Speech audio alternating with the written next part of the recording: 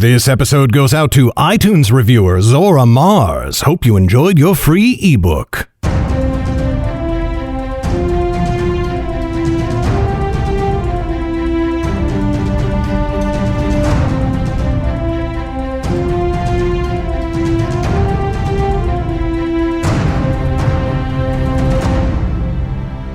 Hi there, Garrett Robinson here. Welcome to the third episode of the Nightblade Epic Podcast Season 3.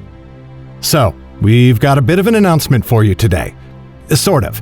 It's complicated. It's like a pre-announcement. A pre-nouncement.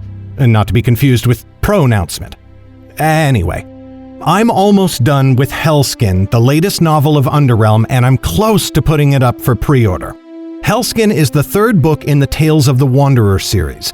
Some of you might be familiar with that series. The first 2 books are available as audiobooks. But remember how 2 weeks ago I told you that all the Underrealm series are written as trilogies? It's the same thing here. With Hellskin being the third book, a bunch of story arcs resolve in a big way. My beta readers have really been loving Hellskin, which, is nice. Some of them have said it's their favorite Underrealm book so far, which is just amazing. Anyway, I wish I could tell you where to go pick up your copy of Hellskin right now, but unfortunately, it's not available just yet. However, there is something you can do to make sure you're one of the first people to pre-order, and that's to join our email list. The Legacy Books email list is the best way to find out what's going on with Legacy Books. You'll receive an email on most Fridays with any new book releases, any special sales that are going on, and a reminder about this podcast, as well as anything new and exciting going on in my life. You also get a free ebook copy of Nightblade, the book you heard in Season 1. And in case you need one more reason to sign up, here it is. When I first announce a new book to my email list, I usually discount it for them. So, for example, when Hellskin becomes available, you'll be able to save money by picking up your copy right away, but that's only if you're on the email list. To sign up, just go to underrealm.net/free. Get a free ebook right away, and be the first to know about Hellskin when it comes out. Again, that's underrealm.net/free. Okay, now it's time for today's episode. Today, you're getting chapters 4 and 5 of Darkfire. When we left off, Lauren and Jordell were searching for supplies in the town of Strappa while trying desperately to avoid the eyes of the King's Law. Enjoy!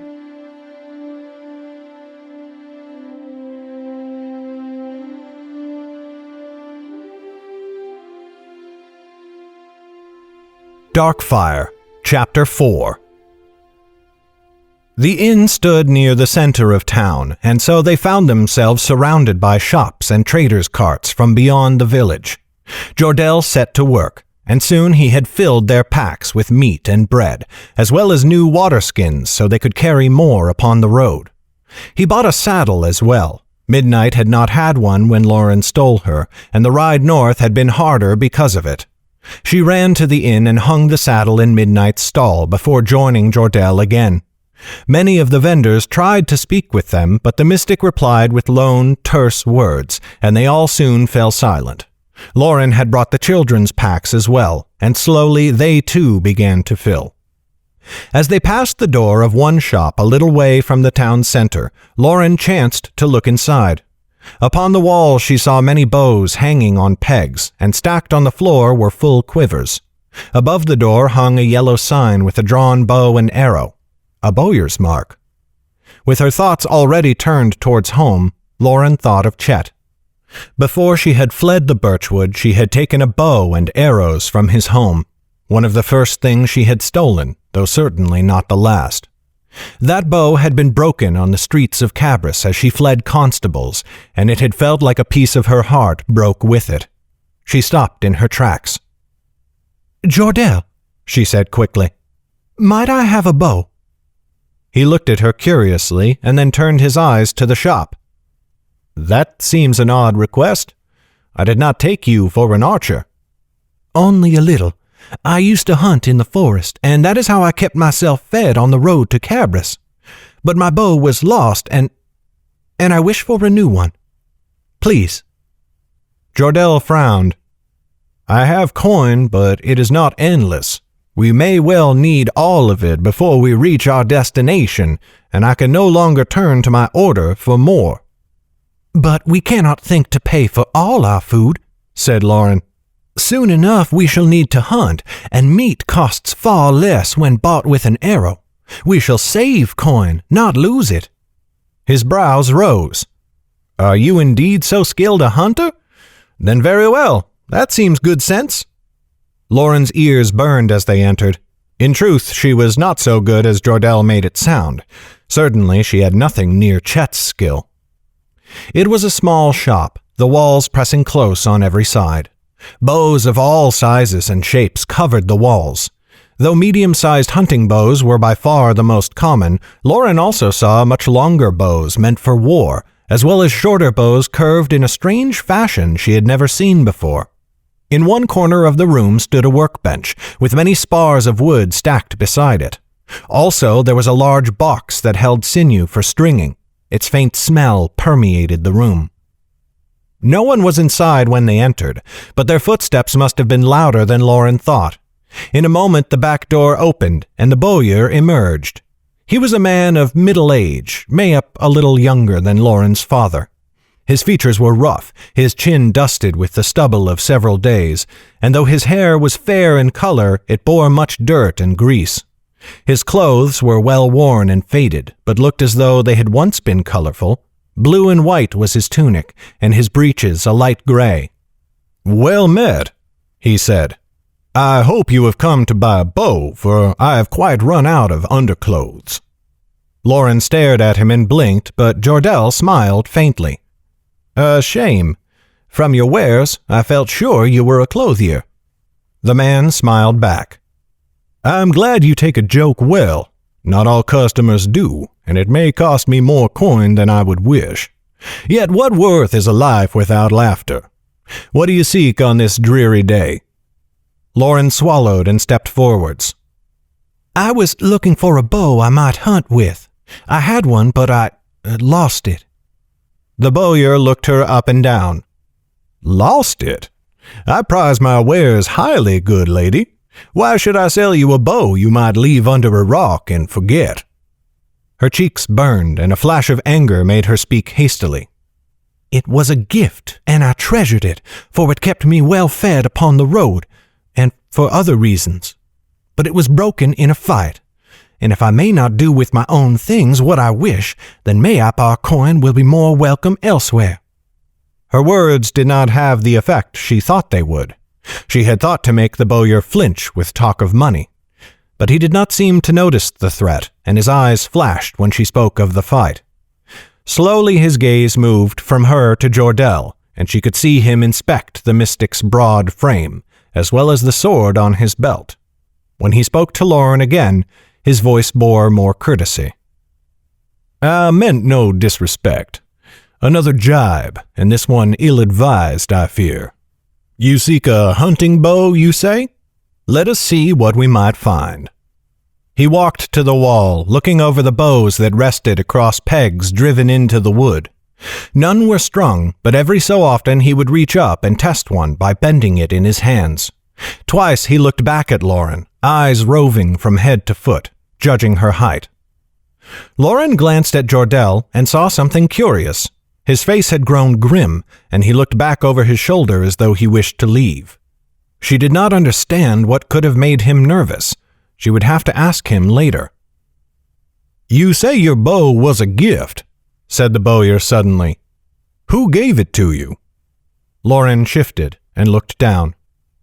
"Someone important to me. A dear friend." "I did not mean to turn your mind to thoughts of loss. I'm sorry." "He is not dead. Only we have not seen each other in a long, long time." "More than death can take those who we love," muttered the bowyer, looking at the wall again. Lauren's cheeks flushed at his talk of love, but she said nothing. "Here we are," he went on, lifting a weapon from the wall. He moved to his workstation in the corner and selected a string. Its ends were looped and tied already, and he wrapped one of them around one end of the bow before placing it on the ground. He pulled the other end down, looped the string through the groove carved into it, and then inspected the bottom end to ensure nothing had come loose. Satisfied, he went to Lauren. "Give that a draw, my lady," he said. "Unless I miss my guess, you shall find it a perfect match." Lauren lifted the bow, doubtful. It was a few fingers shorter than she was used to, but she placed her fingers to the string and drew it regardless. A thrill rushed through her. The bow drew more easily than any of Chet's, yet the power was unmistakable. She could feel the string's desire to leap forwards, the tension that yearned to send an arrow speeding through the air. She released the draw slowly, relishing the feel of it. "This is a masterful work of craftsmanship," she breathed. "I have never laid hands on a bow so fine." "I am glad it is appreciated," he said, and he bent at the waist towards her. His fingers raised to his lips and then his forehead in a strange gesture. "Especially to a lady such as yourself." Lauren blushed again, looking down at her cloak. "I am no noblewoman, only a simple villager, like yourself." "A village girl indeed, for I can hear it in your voice, yet not simple, I am certain. Like knows like. You are neither of you simple travelers, it is plain to see. Some folk wear adventure swathed around them like a cloak, and you are two such." To Lauren's surprise, Jordell stepped forwards and spoke brusquely. "You mistake us, friend, but I thank you for finding my daughter a suitable bow for her hunting. Tell me the price, for we must be on our way, and quickly." Jordell reached into his cloak, 2 fingers sinking into his coin purse. Though he tried to keep it hidden, for a moment the purse was revealed, and Lauren saw light flash in the bowyer's eyes. "It is haste you need, eh? Well then, I will not keep you from your travels to— forgive me, I've forgotten where you were bound." Lauren almost said Feldemar, but Jordell spoke first and saved her. "South to Wellmont. I have cousins within the city and wish to look after their safety." The bowyer's eyes glittered. "Indeed. Well, that is a fine and worthy goal, good sir. A pity, though, for I thought you might be headed north, may up through the mountain pass." "We are not. We have just come from the north, riding the westerly road." "Indeed, indeed," said the man, nodding. Still he did not reach for the coins or ask for a price. "A pity, as I said, for I do not spend all my days here in my shop. I have been known to hire my services as a guide, you see, for I traveled the mountain pass many times in my youth. If you were heading that way—" "We are not," Jordell said again, steel in his voice. "Now give me a price." The man looked into Jordell's eyes and then into Lauren's.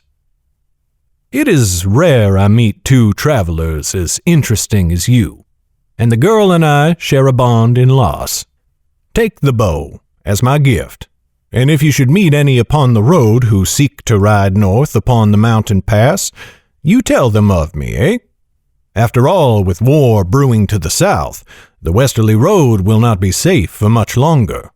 Tell them where to find me and that I'm for hire. Alburn is my name. Alburn of the family Telfer." Jordell went to Alburn's workstation.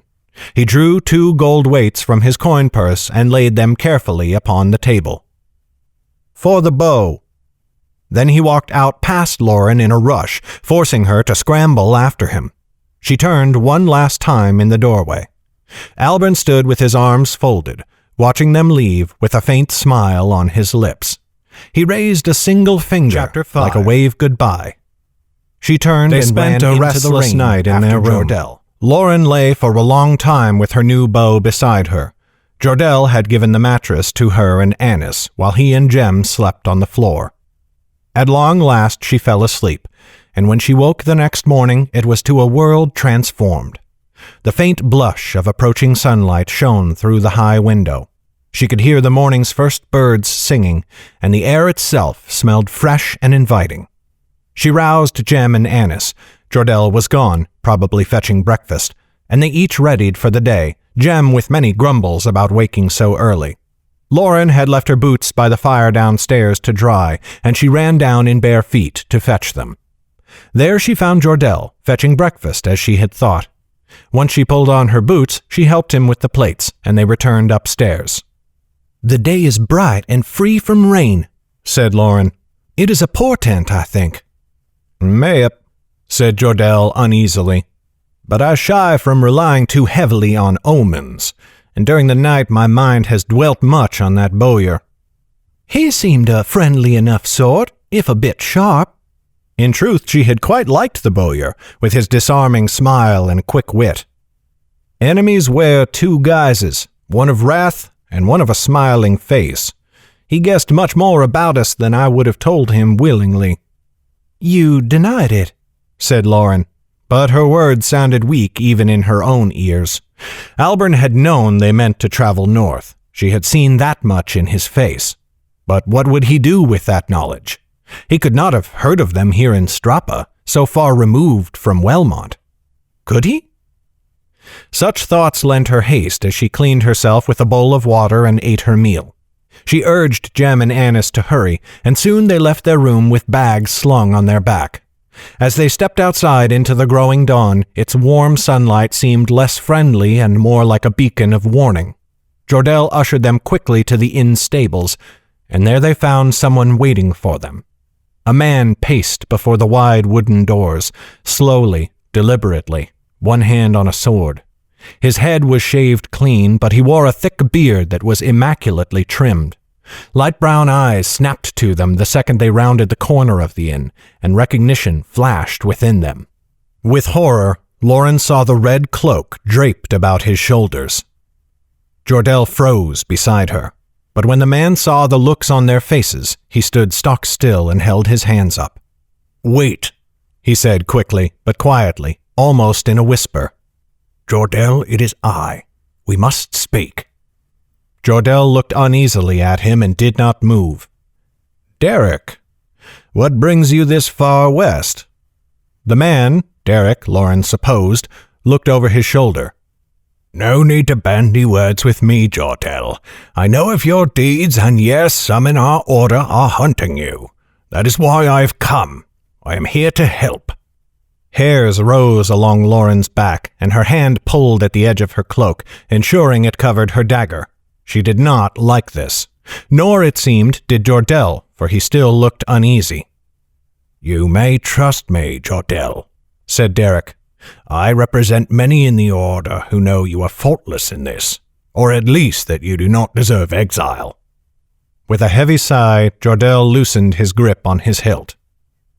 "Very well, but if we must speak, then let us do it with all speed. You must know my journey is urgent, and never more so than now." "I know it well," said Derek. "Come, I have secured a house in the village outskirts. Leave your horses. It is not far, and there is no post for them there." Lauren looked at Jordell with fear, but he nodded and bade them to follow the mystic. Once they were out of sight of the inn, Jordell dropped back to murmur in Lauren's ear.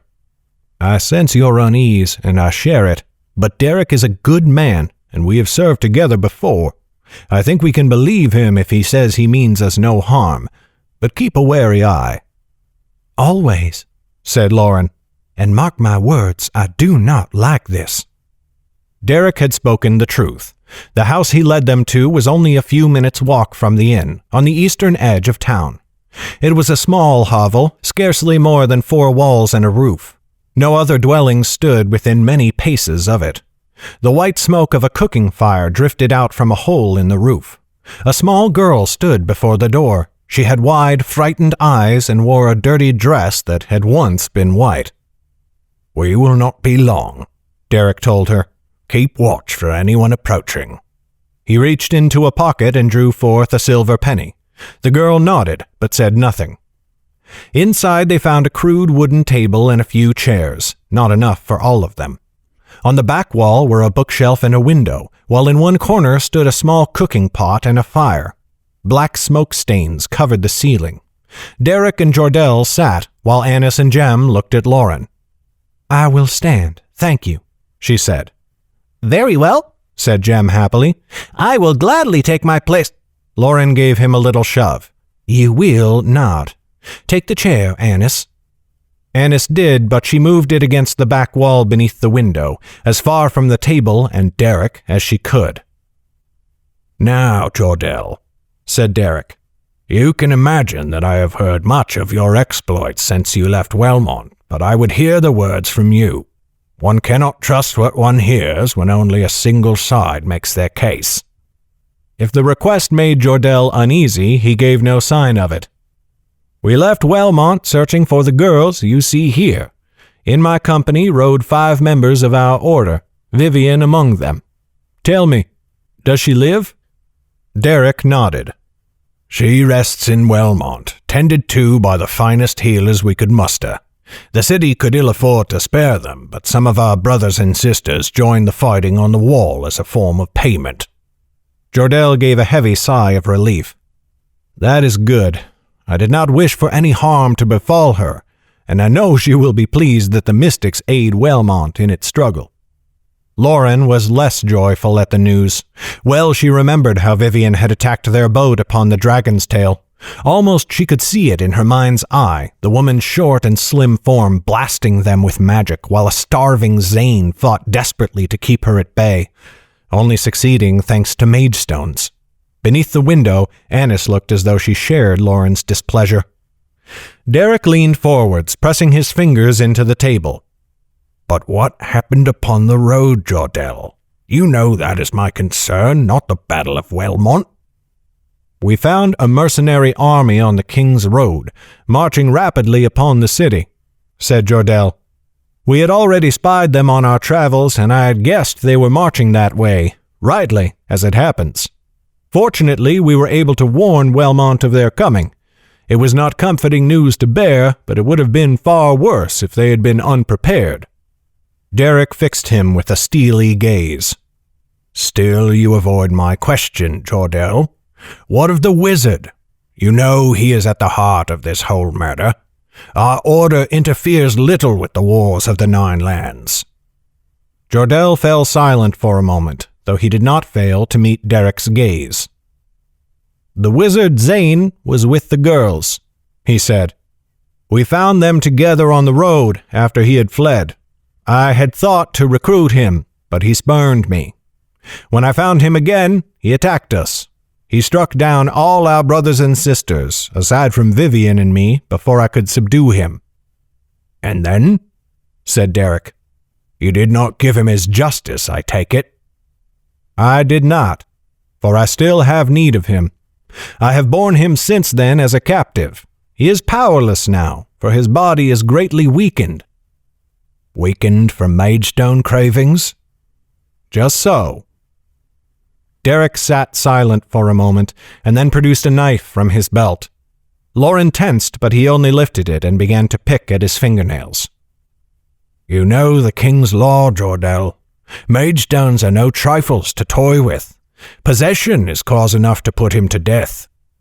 And you know that our order has never failed to overlook such transgressions when it suits us. A note of anger colored Jordell's words, as though this were a long-standing grudge he wearied of discussing. Always we ignore the dealings of the family Yaren because they are a powerful ally, and many of their clan are useful to us. Yet we hunt down the poor wizards who fall victim to their wares, knowing they could never have obtained them if we put a stop to such smuggling. Derek put the knife on the table and spread his hands. Ours is not to question the orders of our masters, Jordell. You know this. It is everyone's duty to question injustice, Jordell said quietly. You mentioned the family Yaren, said Derek, and his eyes fell upon Annis. Tell me, girl, are you the daughter of Damaris that Vivian described? Annis's eyes widened with fear, and she turned her face away from him. Lauren saw her cheeks darken, and she pulled up her hood to hide it. Answer enough, I suppose, said Derek. You make a strange party indeed. I suppose the boy over there is brother to the Lord Prince, and this girl is the King of Dulmoon. He nodded at Lauren. Nothing so grand, said Jordell. Merely travelers I have taken into my charge, for they are all of them good-hearted, and have few other places to turn. The errand girl could turn herself towards home and start riding, said Derek. She has her reasons, and I will not question them. We both know how perilous the family Yeren can be. True enough, said Derek, leaning forwards again. But tell me now, Jordell, where is the wizard? You claim he is no danger. Why then is he no longer in your company? Jordell fell silent. Lauren felt the hairs on her arm prick up. She heard Jem's loud swallow. The lack of magestones works heavily upon his mind, said Jordell. He will recover. I will see to it. And when he does, he may be trusted again. But he must be kept from any ability to do harm until that time. But where? Said Derek, eyes wide now with urgency. You cannot have kept him in that inn. Where are you holding him? Lauren felt an itch growing under her skin, a feeling of great danger, and her throat was dry. She wanted to stop this conversation at once and order them all to flee. Annis and Jem looked at each other and then to Lauren. Jordell's face grew dour, but he did not flinch.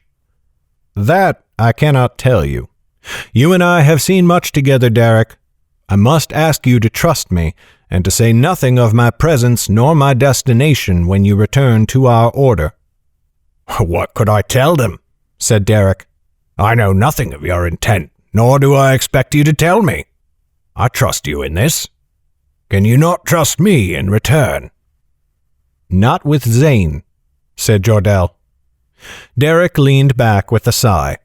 He pushed his chair back, stood, and paced behind it. That saddens me, Jordell. I thought things might be different between us, and I wish they were. But you know my duty is to our order before all else. Before they could react, his hand flew to his sword hilt, and he gave a sharp whistle through his teeth. Even as he drew his blade and Jordell leaped to his feet, the door of the house crashed open. Mystics in red cloaks stormed through the door. This has been a production of Legacy Books, written and narrated by Garrett Robinson. The music in this podcast was created by Will Musser. Check out his incredible work at willmusser.com. That's WILLMUSSER.com. Today's letter is F. Thank you for listening. Bye-bye.